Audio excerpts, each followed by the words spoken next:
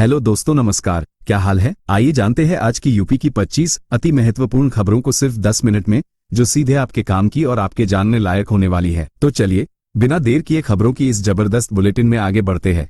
लेकिन उससे पहले जो लोग इस चैनल को सब्सक्राइब नहीं किए वो जरूर करें और साथ में इस वीडियो को किस जिले, किस ब्लॉक से देख रहे हैं ये बताना ना भूले।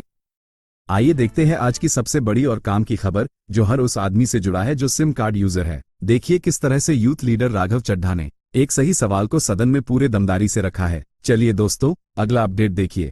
25 करोड़ मोबाइल फोन यूजर हैं, जिसमें से 90% प्रीपेड प्लान के यूजर हैं। सर, आज मैं प्रीपेड प्लान के जो मोबाइल यूजर्स हैं उनकी ओर से दो समस्याएं उठाना चाहता हूं। सर, पहली समस्या है कि रिचार्ज खत्म होने के बाद आउटगोइंग के साथ साथ इनकमिंग कॉल का भी बंद होना। सर, जब प्रीपेड प्लान एक्सपायर होता है या मोबाइल रिचार्ज की वैलिडिटी खत्म होती है तो आपकी आवाज बंद कर दी जाती है। फोन मेरा, सिम कार्ड मेरा, नंबर मेरा। तो सर, रिचार्ज खत्म होने के बाद आउटगोइंग कॉल बंद होना समझ आता है, लेकिन इनकमिंग कॉल बंद होना सरासर मनमानी है। सर, हमारा मोबाइल नंबर आज हमारी डिजिटल पहचान बन चुका है।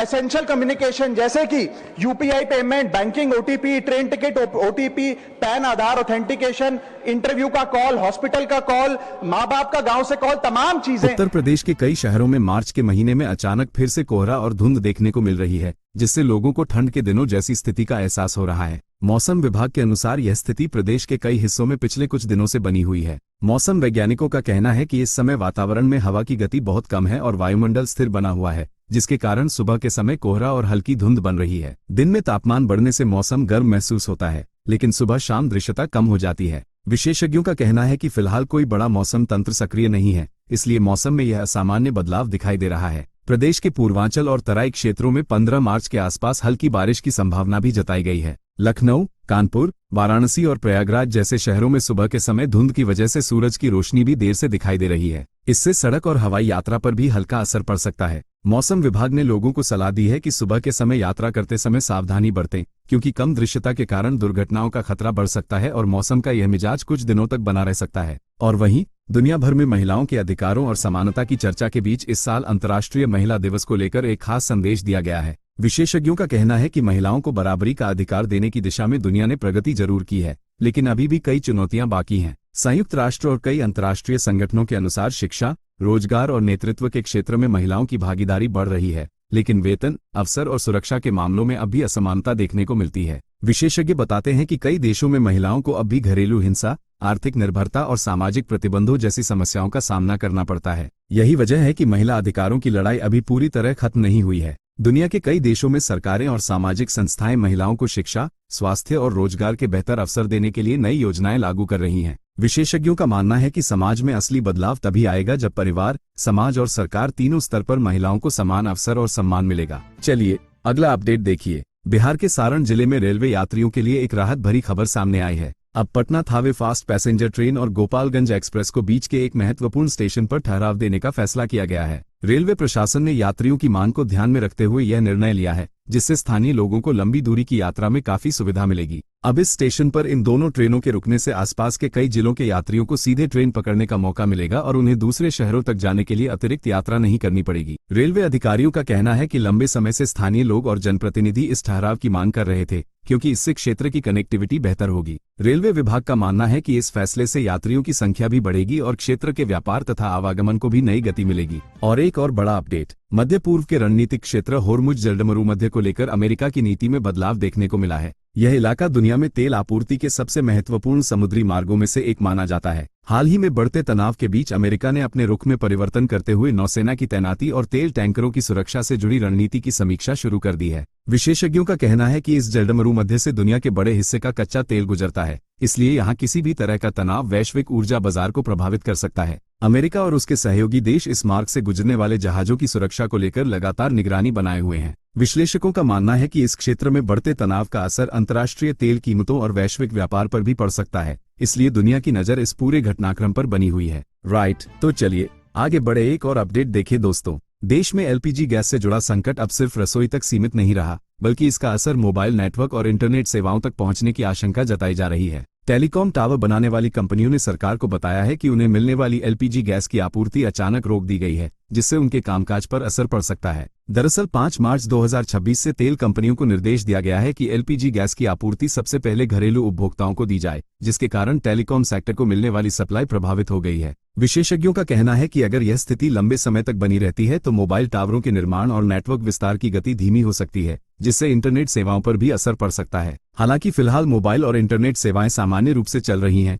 लेकिन उद्योग से जुड़े संगठनों ने सरकार से अपील की है कि टेलीकॉम क्षेत्र के लिए गैस और बिजली की आपूर्ति सुनिश्चित की जाए ताकि डिजिटल सेवाओं पर कोई संकट न आए। चलिए दोस्तों, अगला अपडेट देखिए। जैविक खेती से जुड़ा वर्मी कंपोस्ट खाद का व्यवसाय इन दिनों किसानों और युवाओं के लिए कम लागत में अच्छा मुनाफा देने वाला विकल्प बनता जा रहा है। देश के कई हिस्सों में लोग अब केंचुओं की मदद से जैविक खाद तैयार करके अच्छी आमदनी कमा रहे हैं। विशेषज्ञ बताते हैं कि इस काम को शुरू करने के लिए बहुत बड़े निवेश की जरूरत नहीं होती, बल्कि थोड़ी सी जगह और जैविक कचरे की व्यवस्था से इसे आसानी से शुरू किया जा सकता है। दरअसल रासायनिक खाद के बढ़ते दाम और मिट्टी की घटती उर्वरता के कारण किसान अब धीरे धीरे जैविक खेती की ओर लौट रहे हैं, जिससे वर्मी कंपोस्ट की मांग तेजी से बढ़ी है। इस खाद को तैयार करने में गोबर, सूखी पत्तियां और खेत का जैविक कचरा इस्तेमाल किया जाता है, जिसे केंचुए कुछ ही समय में उपजाऊ खाद में बदल देते हैं। कृषि विशेषज्ञों के अनुसार अगर सही तरीके से उत्पादन किया जाए तो किसान कुछ महीनों में ही अच्छी कमाई कर सकते हैं और स्थानीय बाजार में इसकी मांग भी लगातार बनी रहती है। यही वजह है कि कई ग्रामीण इलाकों में युवा खेती के साथ साथ इस व्यवसाय को अपनाकर अतिरिक्त आय का मजबूत साधन बना रहे हैं। और वहीं उत्तर प्रदेश के बलिया जिले में तेल और गैस की तलाश को लेकर एक बार फिर चर्चा तेज हो गई है, क्योंकि ओएनजीसी ने यहां दूसरी बार ड्रिलिंग का काम शुरू कर दिया है। स्थानीय लोगों का कहना है कि कई साल पहले भी यहां खुदाई की गई थी, लेकिन उस समय कोई बड़ा परिणाम सामने नहीं आया था, जिससे लोगों में निराशा फैल गई थी। अब एक बार फिर से इस इलाके में मशीनें और तकनीकी टीम पहुंची हैं, जिससे उम्मीद और संशय दोनों तरह की प्रतिक्रियाएं सामने आ रही हैं। कई लोग मानते हैं कि अगर इस बार तेल या गैस का भंडार मिल जाता है तो पूरे इलाके की आर्थिक स्थिति बदल सकती है और रोजगार के नए अवसर पैदा हो सकते हैं। हालांकि कुछ स्थानीय लोग ये भी कह रहे हैं कि अगर फिर से नतीजा नहीं निकला तो ये प्रयास भी बेकार साबित होगा और लोगों की उम्मीदें फिर टूट सकती हैं। फिलहाल ड्रिलिंग का काम शुरू हो चुका है और प्रशासन तथा कंपनी की टीम इस पूरे अभियान पर लगातार नजर बनाए हुए है। चलिए अगली खबर आ रही है, देखिए। उत्तर प्रदेश में सरकारी कर्मचारियों से जुड़ी व्यवस्था को लेकर मुख्यमंत्री योगी आदित्यनाथ ने कई महत्वपूर्ण फैसले लिए हैं, जिनका सीधा असर राज्य के लाखों कर्मचारियों पर पड़ेगा। नई व्यवस्था के तहत कर्मचारियों की कार्यप्रणाली को अधिक पारदर्शी और जवाबदेह बनाने पर जोर दिया गया है, ताकि सरकारी योजनाओं का लाभ आम लोगों तक समय पर पहुंच सके। सरकार का कहना है कि कई विभागों में कामकाज की गति बढ़ाने और जवाबदेही तय करने के लिए नियमों में बदलाव जरूरी था, इसलिए प्रशासनिक स्तर पर यह कदम उठाया गया है। इसके साथ ही प्रधानमंत्री आवास योजना से जुड़े मामलों की भी समीक्षा की गई है, ताकि पात्र लाभार्थियों को आवास उपलब्ध कराने की प्रक्रिया तेज हो सके।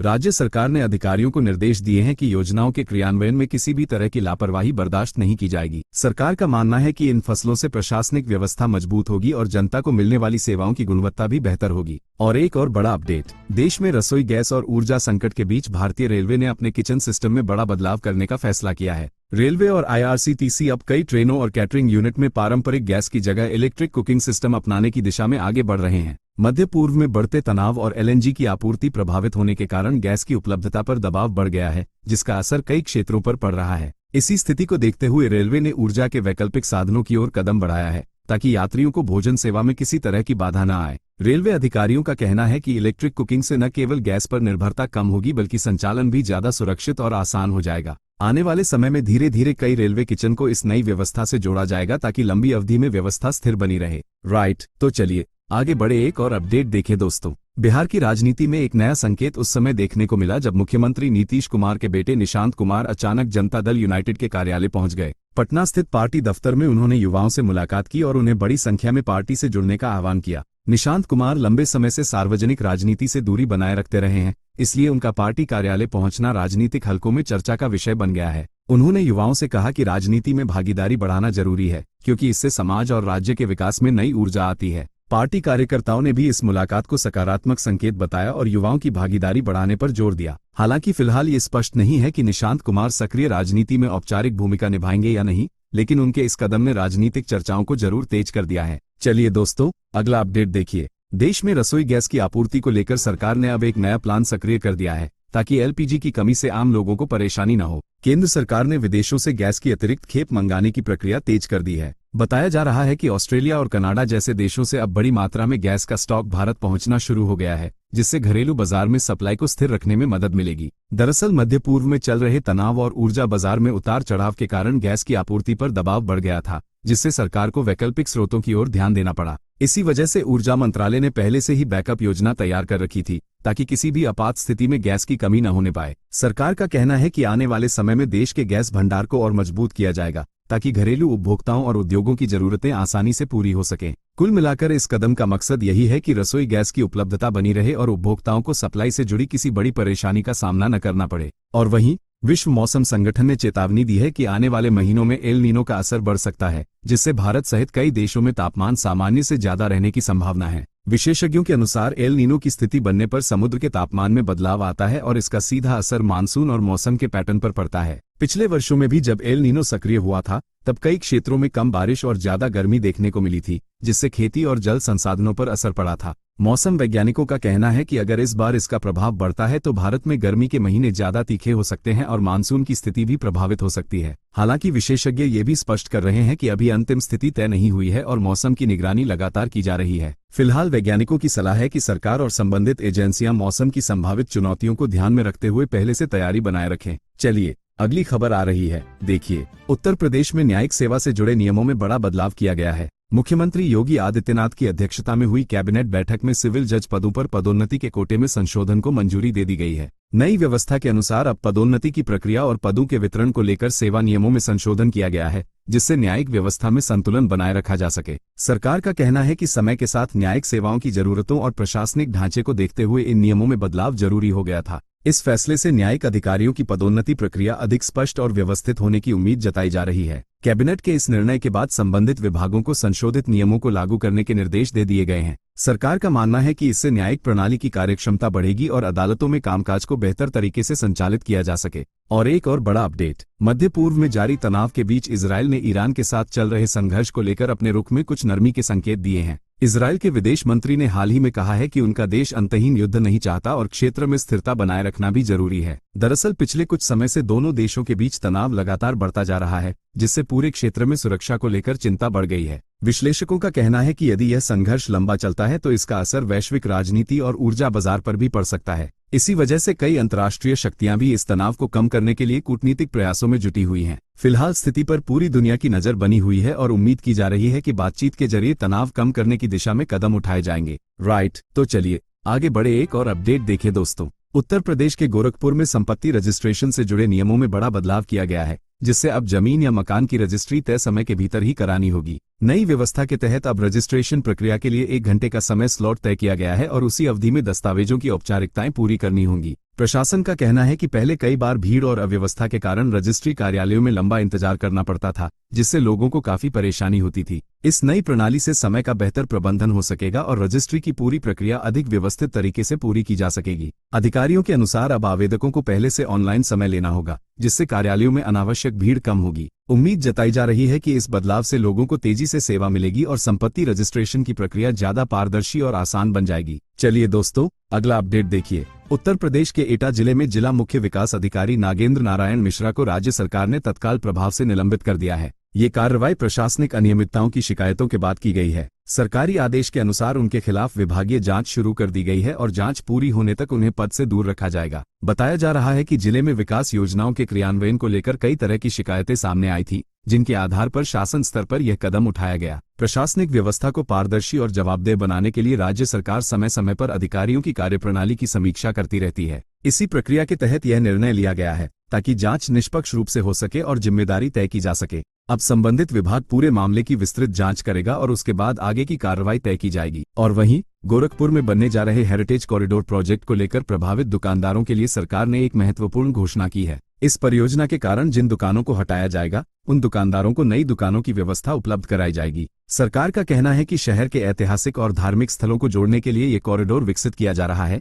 जिससे पर्यटन को बढ़ावा मिलेगा। इस तरह की परियोजनाओं में अक्सर स्थानीय व्यापारियों पर असर पड़ता है, इसलिए प्रशासन ने उनके पुनर्वास की योजना भी साथ में तैयार की है। अधिकारियों के अनुसार नई दुकानों का आवंटन तय प्रक्रिया के तहत किया जाएगा ताकि किसी भी व्यापारी के साथ अन्याय न हो। उम्मीद जताई जा रही है कि इस योजना से शहर का विकास भी होगा और प्रभावित व्यापारियों को भी नया अवसर मिलेगा। चलिए अगली खबर आ रही है, देखिए। हिंद महासागर क्षेत्र में बढ़ते कूटनीतिक तनाव के बीच भारतीय नौसेना ने मॉरिशस की राजधानी पोर्ट लुई में अपने युद्धपोत INS त्रिकंत को तैनात किया है। ये तैनाती ऐसे समय में हुई है जब मालदीव और मॉरिशस से जुड़े क्षेत्रीय मुद्दों को लेकर कई तरह की चर्चाएं चल रही हैं। भारतीय नौसेना समय समय पर मित्र देशों के साथ सहयोग बढ़ाने और समुद्री सुरक्षा सुनिश्चित करने के लिए अपने जहाजों को अंतर्राष्ट्रीय बंदरगाहों पर भेजती रहती है। INS त्रिकंद एक अत्याधुनिक युद्धपोत है जो समुद्री निगरानी और सुरक्षा से जुड़े कई महत्वपूर्ण अभियानों में हिस्सा ले चुका है। विशेषज्ञों का मानना है कि इस तैनाती से हिंद महासागर क्षेत्र में भारत की रणनीतिक उपस्थिति और मजबूत होगी। साथ ही इससे क्षेत्रीय सहयोग और समुद्री सुरक्षा के प्रति भारत की प्रतिबद्धता भी स्पष्ट रूप से दिखाई देती है।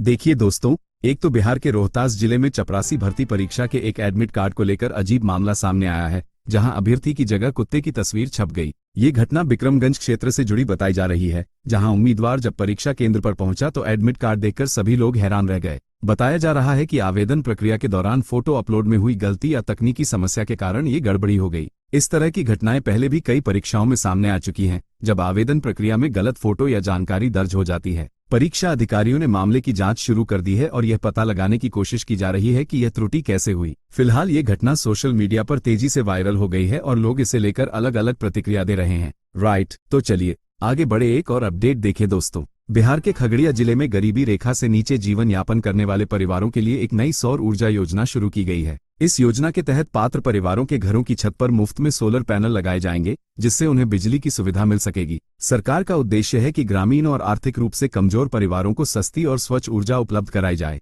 ऊर्जा क्षेत्र में सौर ऊर्जा को बढ़ावा देने के लिए पिछले कुछ वर्षों में कई योजनाएं शुरू की गई हैं, जिनका लाभ ग्रामीण इलाकों तक पहुंचाने की कोशिश की जा रही है। अधिकारियों ने बताया है कि इस योजना के लिए आवेदन करने की अंतिम तारीख 31 मार्च निर्धारित की गई है। यदि पात्र परिवार समय पर आवेदन करते हैं तो उन्हें मुफ्त सोलर पैनल का लाभ मिलेगा और बिजली खर्च में भी बड़ी राहत मिल सकती है। क्या आप चाहते हैं कि मैं इस टेक्स्ट को किसी खास फॉर्मेट, जैसे कि न्यूज बुलेटिन स्क्रिप्ट, में व्यवस्थित करूं या इसमें कुछ और सहायता करूं?